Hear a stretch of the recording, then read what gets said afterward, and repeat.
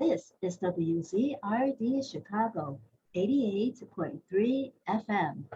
And we have with us at WZRD Zakariya Sirajullah of ICNA Relief Chicago. ICNA represents the Islamic Circle of North America. Good morning, Zach. Can you hear us? Good morning. Can you hear me? Yes, very well. You did a good job with my last name. Thank you. Oh, thank you. Yeah, I went on Google and found it, but sometimes um, I have to be lucky. Sometimes they're not that accurate, but lucky that this time it was. You were practicing. Good. Yes. So, Zach, could you first describe for us your role in the ICNA Relief? So you're in the Chicago chapter, right? Yes. So ICNA Relief is a national organization, and we are the Chicago branch. My role is I'm the health services coordinator for ICNA Relief here in Chicago. I help manage our mobile clinic. We assist with free health screenings, as well as COVID education, COVID vaccinations, booster shots, as well as flu shots. And we also have a telehealth program where individuals who are underinsured or not insured can seek the assistance of a primary care physician. And this is done through their phone or a computer in the privacy of their own personal space, which is ideal during the times that we're currently facing. And we can offer free assessment of their issues, as well as referrals to a specialist. Free x-rays, lab work, as well as prescriptions can be included if necessary. And we're working closely with the city of Chicago on Mayor Lori Lightfoot's Chicago Health Equity Initiative. We are focused on the West Ridge neighborhood, the Rogers Park neighborhood specifically, in order to understand the community there, to focus our efforts at outreach, understanding the needs of this diverse population, and to help improve behavioral changes and decisions for this group. So far, as would be expected, our main focus has been limited and exclusively focused on COVID education, understanding vaccine resistance or hesitancy, as well as the distribution of COVID vaccines, booster shots, and testing. So that is my role. I'm in charge of the health services for our organization here. Well, that's a lot to do, especially during these times. Did the telehealth aspect of your work, did that begin even pre-COVID? That is correct. Well, actually, it began during COVID. So when COVID started, we noticed that there was a need to help address concerns about not the vaccine. We didn't have the vaccine at the time, but concerns about the virus itself, educating the public. And so that's when we started this helpline, and that eventually transferred into what today is known as our telehealth program. So that initial introduction as far as helping the community to know more information, address questions that they might have about the virus and preventative healthcare, all of that turned into what is today the telehealth program. So now we are incorporating the usage of primary care physicians for people who are underinsured or non-insured to be able to contact a primary health care physician and address a need that they might have. How deep is vaccine hesitancy in West Ridge? How deep is it? What do you mean by that? How extensive is it? Are there a lot of people that are vaccine hesitant, or is the message getting through now?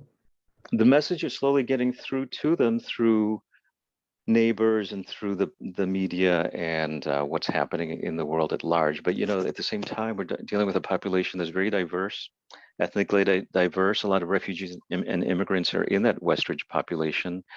I don't know if you realize, but last year at the height of pandemic, West Ridge was one of the highest targeted areas that was hit with a lot of individuals who were coming down with COVID. That probably is connected with the fact that a lot of misconceptions about the virus was very prevalent through their own social media interactions and limited interactions with the news at large.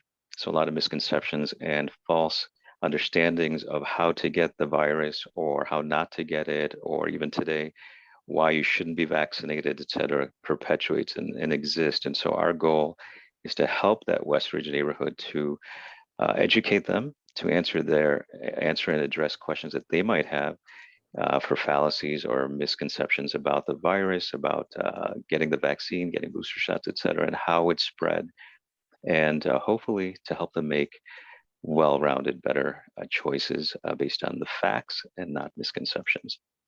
Do many community members come to ICNA to ask questions about COVID and the vaccines? Do many individuals come to ICNA to ask questions about? Yes, they're calling our helpline or they're asking us questions when we are out and about. You know, we have a mobile clinic, as I mentioned. So we are physically out and about to different communities throughout Chicagoland. And that gives them a chance, individuals a chance to directly talk to physicians or healthcare workers or even ourselves to ask questions about the vaccine or COVID, et cetera, things like that. So we are out and about and they do ask questions. I don't think it's many individuals come out and directly ask. I think people are pretty much set in their ways. Our job is to help educate them and perhaps make them to make better choices if they haven't already. Any suggestions about how to alleviate their concerns about with the vaccine hesitancy? How do you go about addressing this vaccine hesitancy? How to go about addressing vaccine hesitancy by those who are hesitant to get vaccinated? Yes.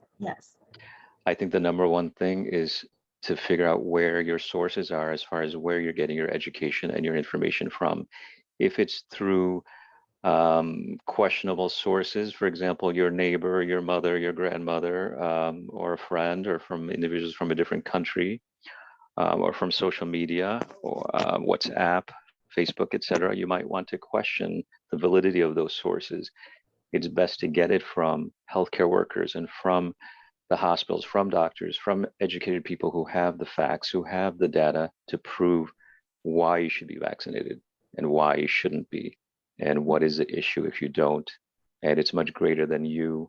It affects your family, your friends, your children, your grandmother, grandfather who might be living with you, your elderly relatives, as well as your neighbors in your community at large. And look at right now, the majority of people who are in the hospitals due to COVID are people who are unvaccinated.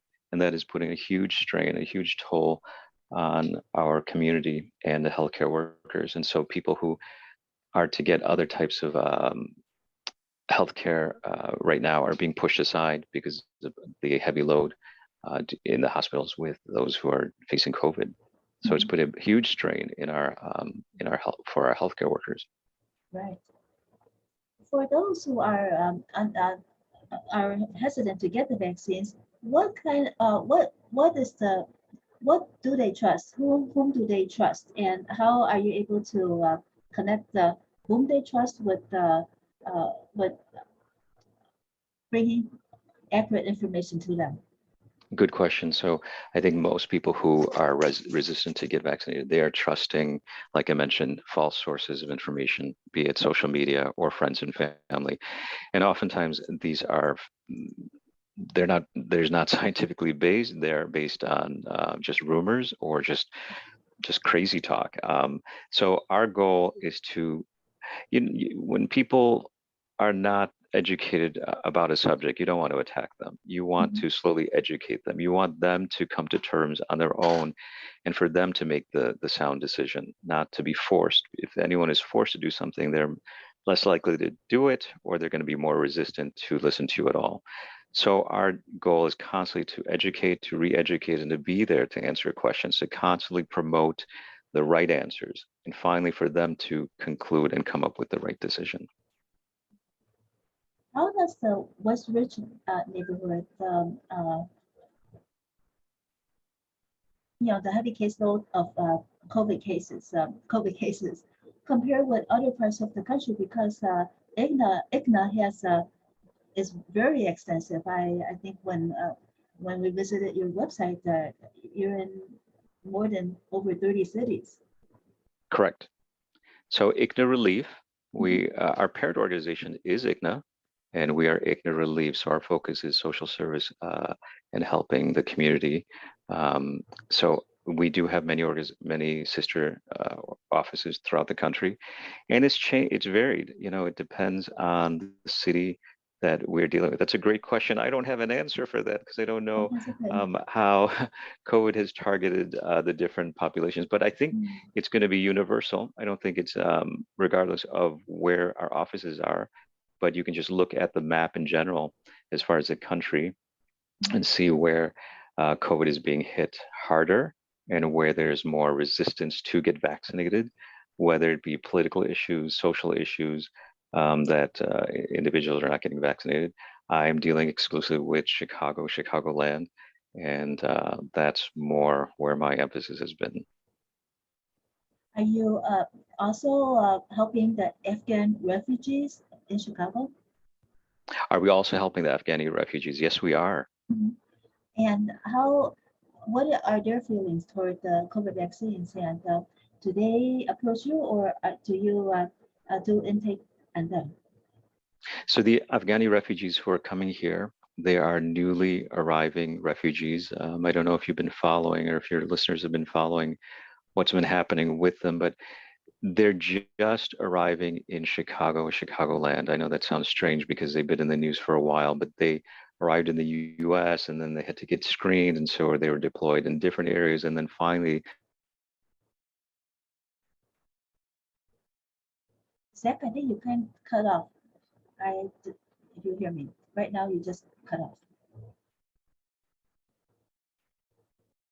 Probably buffering. But just so you know, we can't hear you. resettled, I should say. Oh, So whether it's housing needs, food, assistance, financial assistance, all of that, that is what our focus has been on.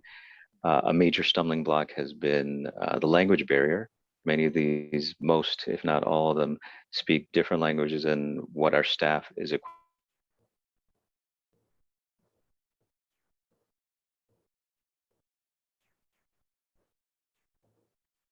Zach, you're buffering. I don't know if you hear me or not, but you are buffering. We have a new volunteer and staff member on board who is able to speak their language. And so he is a vital help to us right now. But addressing COVID will be next with these individuals. Right now, the immediate concern, our immediacy, is to get them settled. And then next would be healthcare and COVID. Mhm.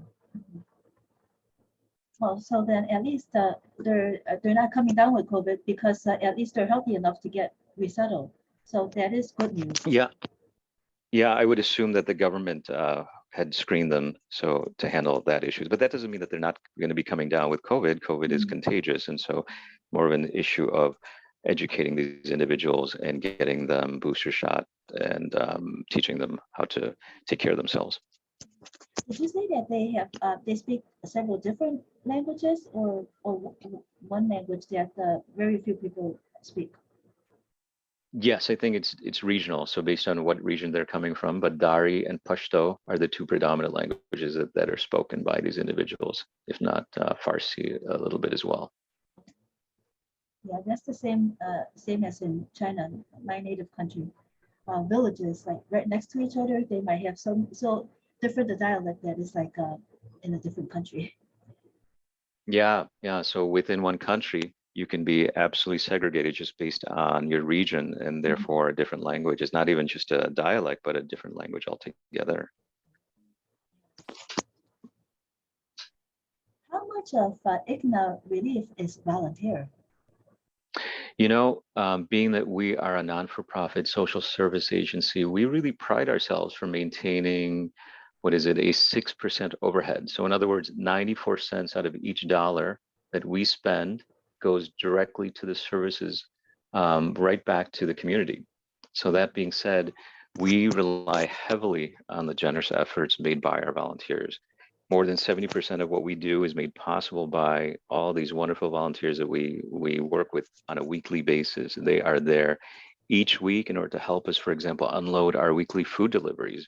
You know, just this past Thursday in Rogers Park, we received 12,000 pounds of food. It was delivered so that we can distribute to our clients this week. And it was because of volunteers, along with our small staff. It was these people who help unload all these food items. They sorted and stocked the items onto our shelves, into the freezers, refrigerators, and then we got ready to distribute all these food items back to the clients who were waiting out. You know how cold it's been here in Chicago. So these individuals have been waiting out outside of the food pantry for hours just so they could receive the food. And it's once again volunteers who are distributing the food to them. So it's through the assistance of these volunteers that we can accomplish the work that we set out to do. So we rely heavily on them. Is it weekly, your pantry? Our pantry is open weekly, yes. So why don't you give some information to our listeners? When will the next one be? And would it be mostly for the people who live around West Ridge? We have two food pantries. So one is located in West Ridge in Rogers Park area, California, and Devon. And the other food pantry is located in our Glendale Heights location. So we're targeting the population over there in the western suburbs. The one in Rogers Park that I mentioned, we are open to the public on Thursdays from 12 to 2, and again on Saturdays from 10 to 1 p.m. And we're always looking for volunteers. So if your listeners are looking for something to do, please come and volunteer with us, whether it is distributing food to our clients or helping unload boxes of food. Everything helps. And so we're always looking for volunteers, and it's very rewarding. If you haven't volunteered before, I will tell you, everybody who volunteers doesn't have to be at our food pantry, but whatever you do in life, if you volunteer, you will get something back, believe me. And just the thought of making a difference in someone's life makes a huge, makes you feel different about yourself and the world around you. So I encourage people to go out and volunteer. But your question is, when is the next time? We're always open Thursdays and Saturdays, and that is every week. Is the a whole family able to get food? Is there enough food for a whole family when the family goes to get the food? We allot food for per household. So although we don't discriminate and we don't, if you need food, if you are at our food pantry, obviously there's a need for you to have food, and we invite you to come in. And is there enough for a whole family? Well, I will tell you, our food distribution is not to replace all of the food items that you need per week. It is to supplement. You know, many of these people do not have enough money to stretch out that dollar to feed their family. So we're not saying that we're going to give you food enough for a family of 6 or a family of 2. We don't know what your family size is, but I will say that the amount of food we give is enough to carry you over to help to supplement whatever else you're getting, whatever else you can afford. Many times, and I volunteered and I've worked there, I see individual clients who either turn away food because it's just too heavy. They can't carry all of this. It's just too much food, or they need help to put all that food into their vehicle or into their cart, or help just taking it outside. So I will say we do offer a lot of food. I'm always amazed and surprised and really grateful that we can offer so much food to our clients. Does the Chicago Food Depository help out with some of the food items? Yes, the GCFD, Greater Chicago Food Depository, they are vital in our work. I mentioned the 12,000 pounds, but that came directly from them. So the majority of our food products comes from them. We have a relationship with them. We are one of their clients. But in addition to that, people volunteer food. Organizations contribute monetarily, if not food-wise as well. But the greatest amount of food does come from them, yes. So in addition to health services and also food pantry services, what are ICNA Relief Chicago's main initiatives? The other initiatives, yes, health services is a program that we do, and I've already mentioned that.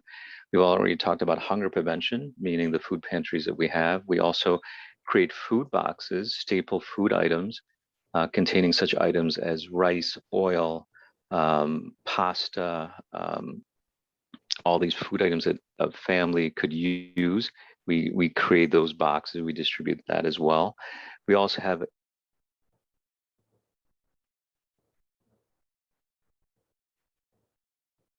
Yeah, you just buffered, but you'll be back.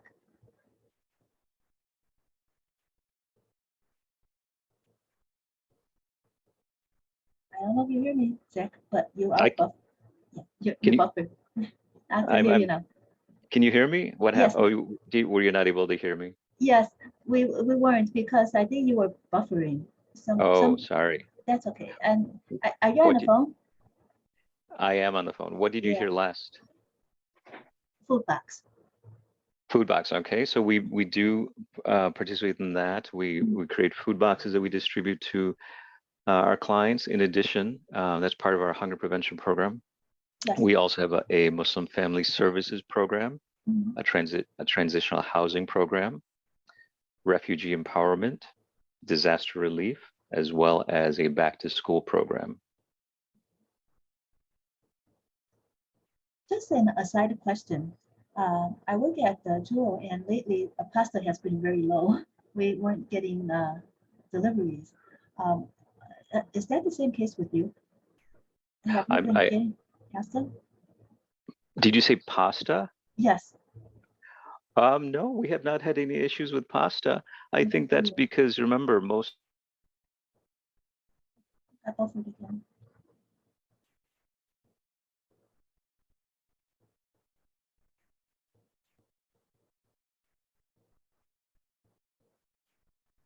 Zach, if you hear me, you are buffered. But I wonder why.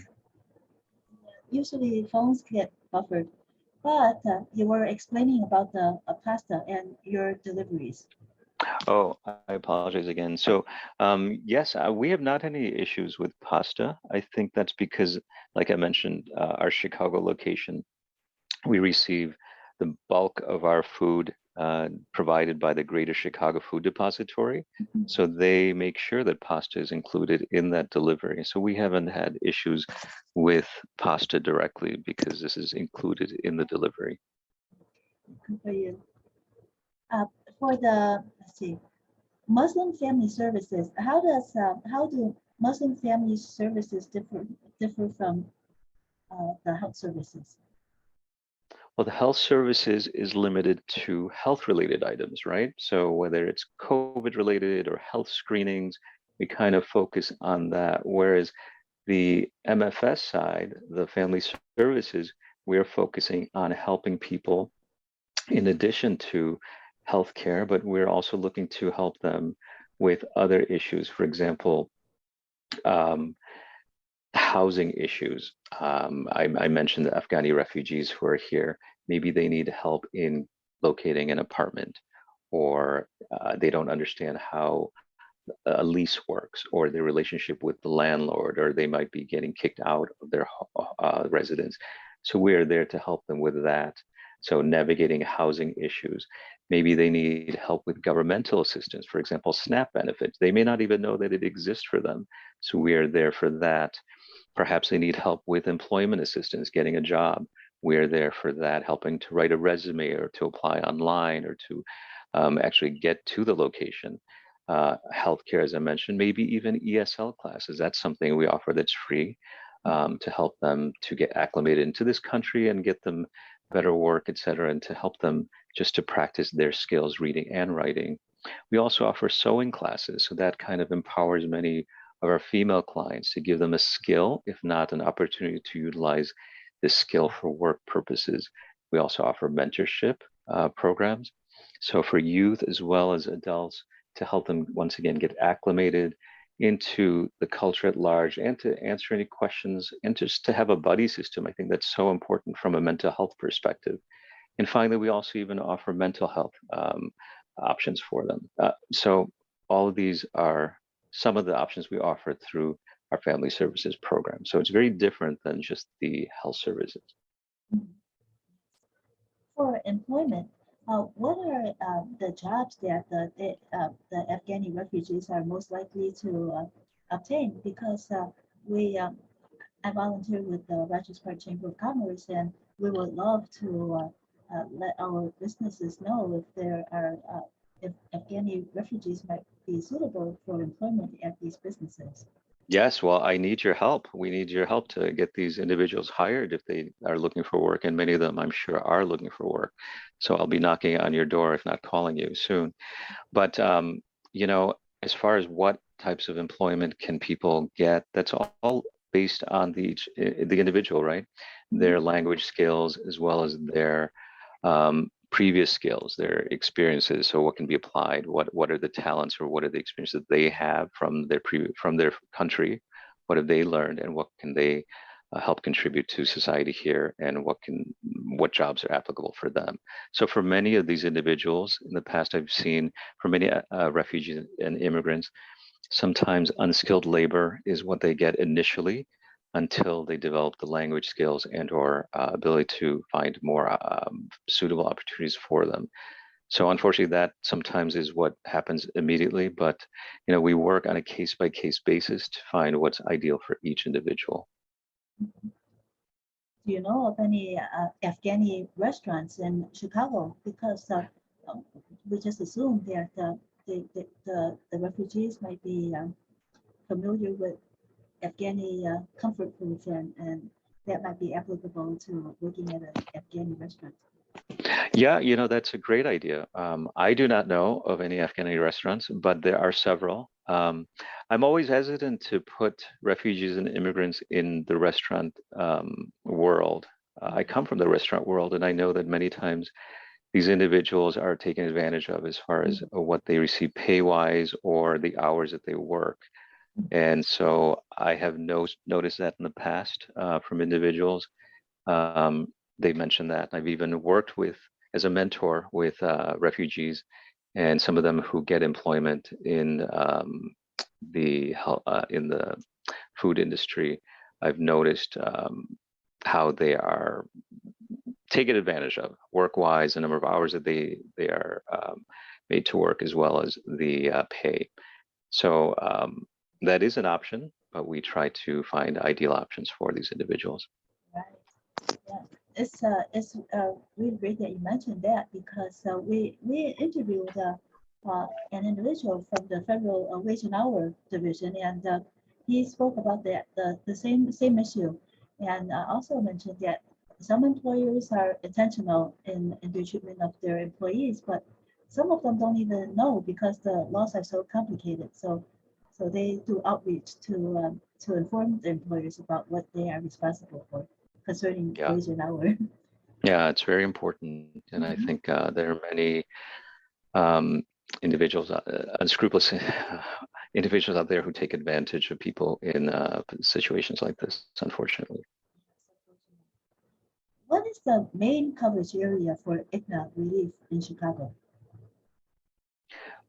Do you mean physically or where we The stand? services. Well, usually the services. How far to geographically do your services reach?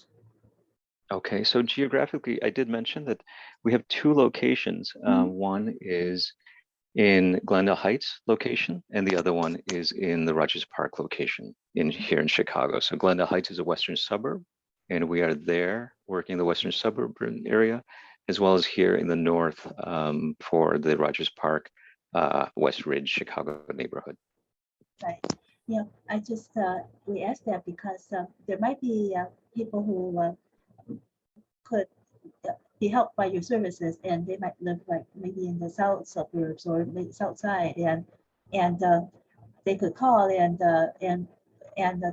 could talk and see if talk with you, and then see if any of the services might be that you discussed might be applicable to them, even though they live further away. Of course. And like I mentioned, we do have that our mobile health services, our mobile van, that mobile clinic that goes throughout Chicagoland. So it's not limited to a certain area. It's we're on the ground, and we are moving to different regions, different areas, different organizations, and we go and set up shop, and we have free health screenings, COVID testing, COVID vaccines if need be. So we're out and about. So we go way more than the two locations we've mentioned. How many vans do you have? How many vans? Yes, mobile vans. We have one. It's pretty huge. So we have one. What is it? What's the size of it? Like a tractor trailer size? How much? How big? How? What? Yes, exactly. It's like a RV. So it is an RV that, through the assistance of our sponsors, our co-sponsors of UPNA, we've been able to have this mobile clinic. And so it's been totally renovated. The interior of it is fully equipped to do, just like if you went to your primary care physician to do your health checkup, it's fully equipped to be able to do that inside. So prior to COVID, we were able to see people inside the vehicle, but when COVID hit, we made the smart decision of not allowing people inside due to social distancing and being contagious, if anyone is. So we still utilize the vehicle, but we don't allow people to come inside. But because it's beautifully branded on the outside, it's a great attractant. So wherever we go to have a health fair or to have an event, we always try to bring the vehicle along as well, because people see the vehicle and they wonder what's going on. So it's a great, almost an advertisement that something's happening. And if you look at the vehicle itself, it says health. It's all related and branded with health information. So it's a good reminder that something is happening here, and we utilize it in that aspect right now. And you set tables outside to do the COVID vaccines and the health screenings, etc., outside the van then, wherever you go. Weather permitting. So obviously Yeah, it's way too cold right now, so we would be indoors. But if the weather was nice, and yes, definitely we have in the height of summer, we have set up shop right outdoors. So we set up the tables, the canopies, etc. And we have physicians. We're doing your testing, we're doing your diagnosis, and your health assessment rather, your screening, and so we're doing it right there outside.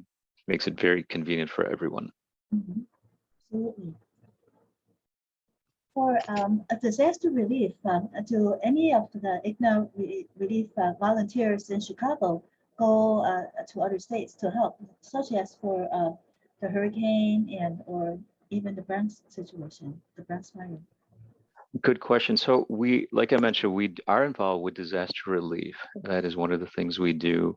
Fortunately, we live in Illinois, where we are very limited, thank God, to the natural disasters that we've seen. We did see a disaster back in July, that tornado that happened in Westmont, and our staff here, we were out and about the next day to help the community there, to help clean up, to provide food, to provide just emotional support, and to meet the neighbors. And we cleaned up even. So we did a lot of activity there.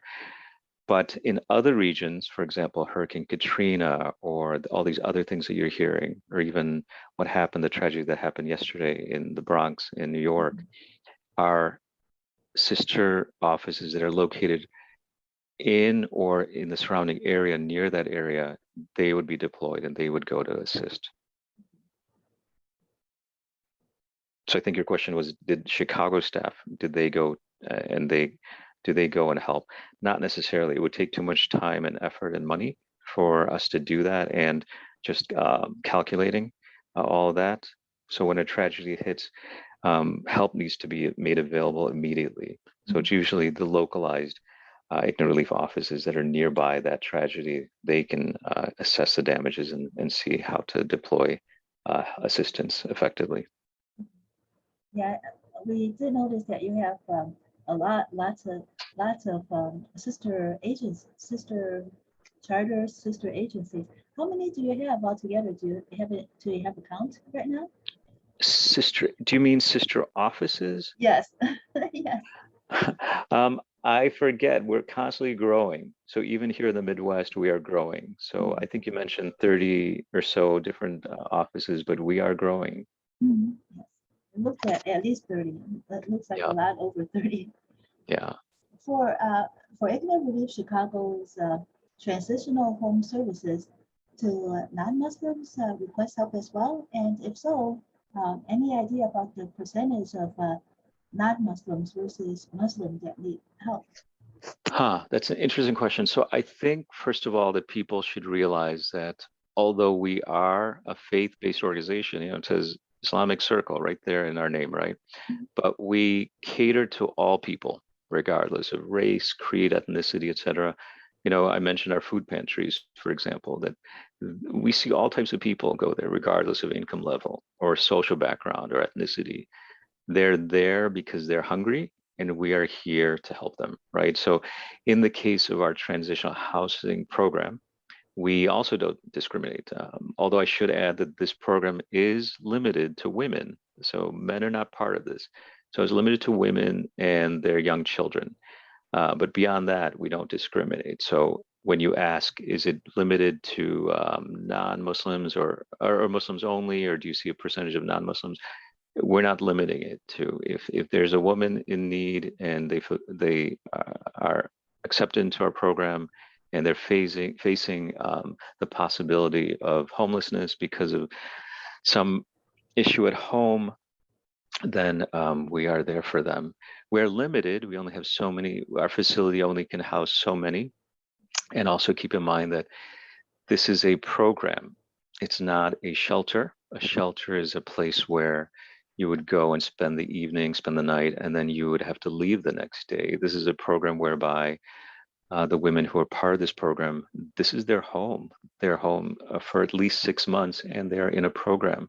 They meet with caseworkers, and they work weekly, if not daily, on rehabilitating themselves.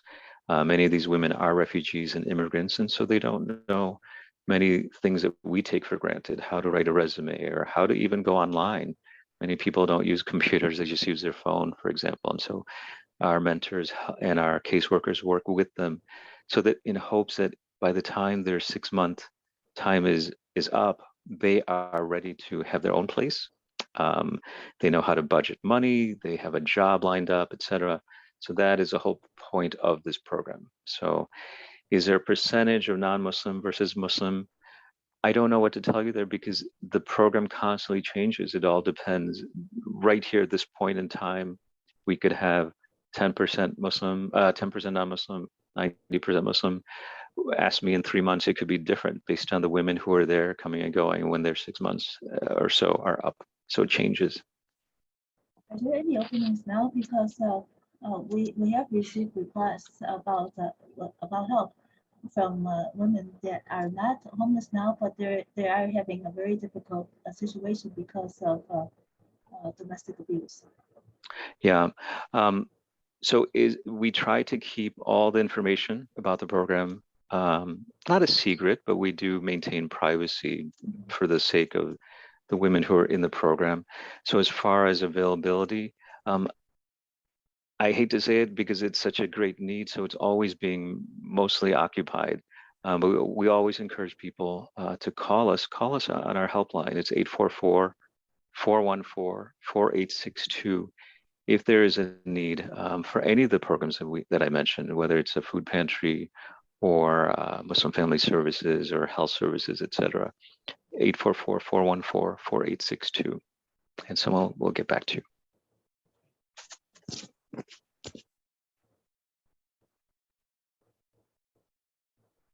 But what other organizations does ICNA Relief collaborate in Chicago? We collaborate with a lot of organizations.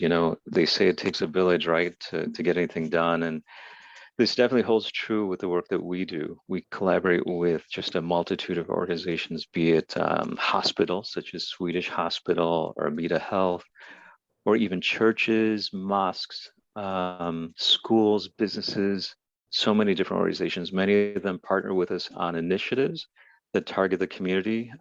Some even donate monetarily or through in-kind contributions, and others even volunteer with us directly. They give of their time and labor. So we can't do this alone, and we rely greatly on the support and assistance from these amazing organizations, these trusted partners to work together. What is the most difficult part of running ICNA Relief? Do you know? Gosh, I'm just a small cog in the great scheme of ICNA Relief, so I don't know. But I would think from my perspective, one of the most difficult things would be just to get the word out of who we are and what we do, and how you can help. I think if we can just get that out there, we would run so much better. Just because many people don't know that we exist, or they don't know what we do. They might have heard of us, but they might limit it to, oh yeah, I think you have a food pantry, but we're so much more than a food pantry. And many people they're very grateful when they see the programs that we do. They see the videos online, or they see us in social media, but they don't realize how they can help, and they want to help some way. So there are three main ways to help. They can either donate. They can go online to our website and donate financially. We can always use that help. Or they can donate in kind. And finally, they can donate of their time by volunteering with us. When was the Chicago chapter established? Oh, I knew you'd ask me that, and I don't remember. Before I started, but I know we're relatively young. We started within the last 10 years, yeah.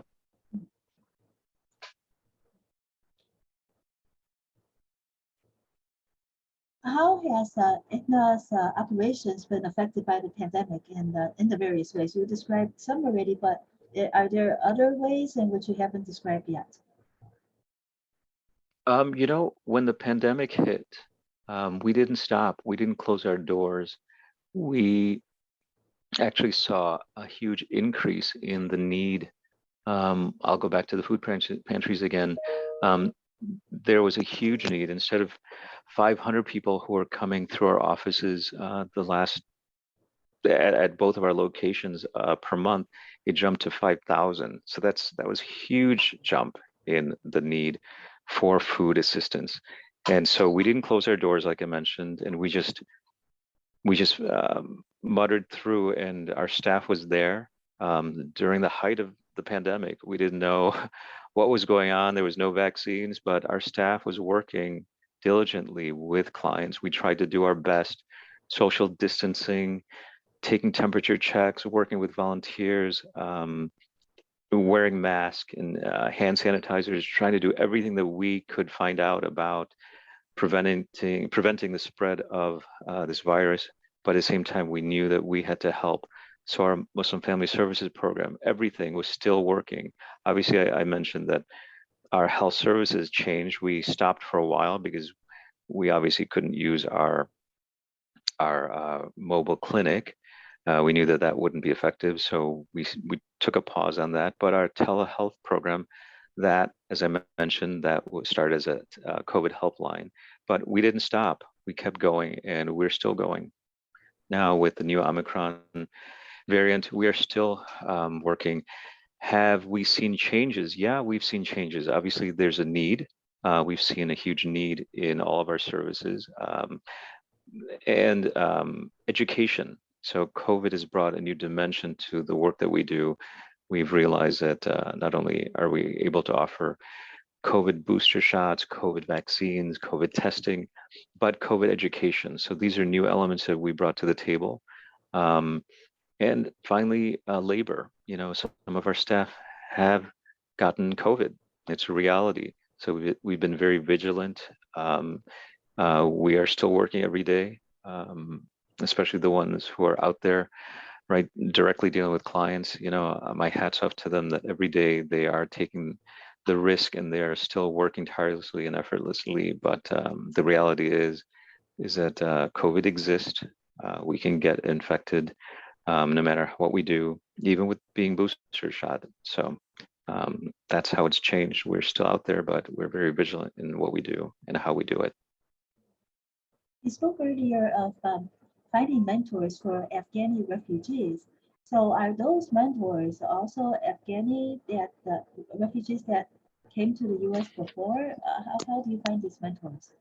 So we do have mentors, but not for the Afghani refugees as of yet, because remember I mentioned that Afghani refugees have an added issue, and that is of the language skill, right? Mm-hmm. So once we get enough volunteers who can speak their language, then we will help them as far as a mentorship program. But right now, our immediate concern, once again, for the refugees is to help them get settled, resettled, help them with their immediate needs, housing, food, basic assessment and basic needs met, and then work on other vital information for them. For example, the healthcare needs, the COVID information, and then finally mentorship programs.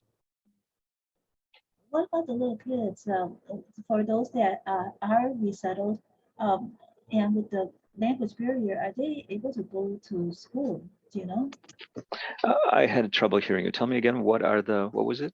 The kids, the children of these Afghani refugee families, are with the language barrier. Are they how do you how could you help address the problem of them going to school and being able to succeed at school? Or is there an English as a second language class for the kids too, so that to prepare them for going to school?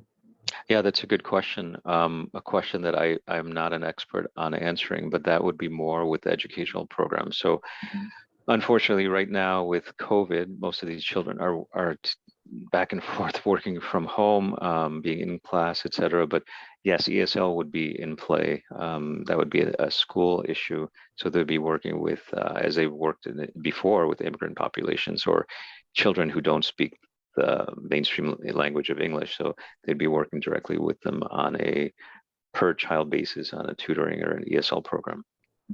Do you know if they have Zooms for those tutoring sessions? I do not know. I hope they do. That would only make sense, right? But it's very difficult right now. And I'm sure it's frustrating for the children. It's can you imagine? Not only are you in a new environment, but the language is an issue, and plus you are dealing with school but online. So very, very confusing and difficult for a young child. But perhaps in the US, they might be able to access school more easily than if they were in their native country, right? Especially for the girls. Sure, sure. For girls and just children in general. Yeah. Mhm. Okay. Let's do a WZRD assessment with a community assessment with you. WZRD Chicago, being a nonprofit radio station, must be responsible to the community we serve. WZRD is mandated to file quarterly issues with the FCC on non-entertainment community-focused programming. We like to assess the community for these quarterly issue topics with 3 questions. First, what is most important to you? It doesn't have to relate to ICNA, but if you want it to relate to ICNA, it's up to you. Oh, okay. I think I'll say something about ICNA Relief and myself. I think our main goal has always been to help our neighbors. I've already mentioned to you the various facets of our work by which we try to accomplish this. This is why our organization was created, and this is why we continue the work that we do. The need is there, it perpetuates, it continues, it grows, and so does our efforts to continue to help. What long-term problem must we address? I think equity. We live in a country with so much abundance, and yet access to basic needs such as food, shelter, education, and healthcare, they're limited for so many, and we're trying to change that, at least one person at a time. And finally, what problem must be resolved now? What was that? I'm sorry. What problem must be resolved now? The problem that's facing us all right now, COVID. I think realistically, COVID probably cannot be resolved, but it's this pandemic that's made us realize how unprepared we are as a society, if not a community on a macro level, and to deal with such a huge health concern that impacts all of us in every facet of our lives. It's not only to mention the toll that is taken both mentally, physically, and emotionally on all of us, but how we are all so dependent on each other and how we're connected and how we need each other. So that is a problem that I wish it could be resolved right now. It probably won't, but on the other hand, we need to learn how to live with something like this. If not COVID, then something else in the near future. for so you're with ICNA Relief. Is there also ICNA in the Chicago area? Yes, there is an ICNA, an Islamic Circle of North America, and we have an office here in Chicagoland. Yeah. And is that located in nearby, or where is that located? It's located in Oak Brook, in Oak Brook Heights, in the Oak Brook area. Okay. Thank you so much, Sam. Could you give our listeners the contact information and the numbers in which if they need help and what kind of help they could get at this number, and also more information for our listeners if they how to access more information about ICNA Relief if they want to. Wonderful. I would love to. If you'd like to find out more information, please contact us. You can go on our website, icnarelief.org, www.icnarelief.org, for example, or you can, if you'd like to donate, icnarelief.org/donate. You can do that as well, especially to victims of the tragedy of the Bronx fire that happened yesterday. You can also go on our Facebook to donate, or just to join us and to like us on Facebook. Search us ICNA Relief, ICNA Relief, or ICNA Relief Chicago. And finally, as I mentioned before, we do have a helpline, 844-414-4862, for those individuals who are interested in any of the programs we discussed today. And our Rogers Park Pantry is 2809 West Devon Avenue in Chicago. And our Glendale Heights Pantry is 1793 Bloomingdale Road. So if you have any questions, please contact us. We'd love to hear from you, as well as to have you as a future volunteer. I also noticed that there is an ICNA Relief public group on Facebook. Is there also an ICNA Relief page? ICNA Relief page for? Yes, for ICNA, to you. Or is it just a public group? We saw the public group.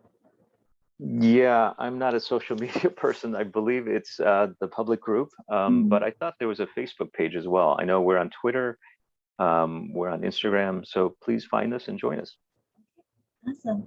Thank you so much, Zakariya Sirajullah of ICNA Relief Chicago, for joining us on WZRD Chicago 88.3 FM today.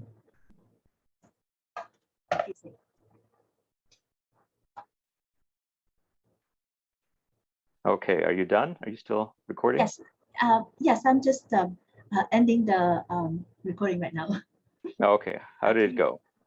Oh, I think that once I ended, it went very well, except for the buffering, but that's understandable. It's no problem. I apologize for that. Yeah. That's okay. Right, okay. Thank you so much. All right, I will talk to you later. Okay. Thanks, Trudy. Bye-bye. You're welcome.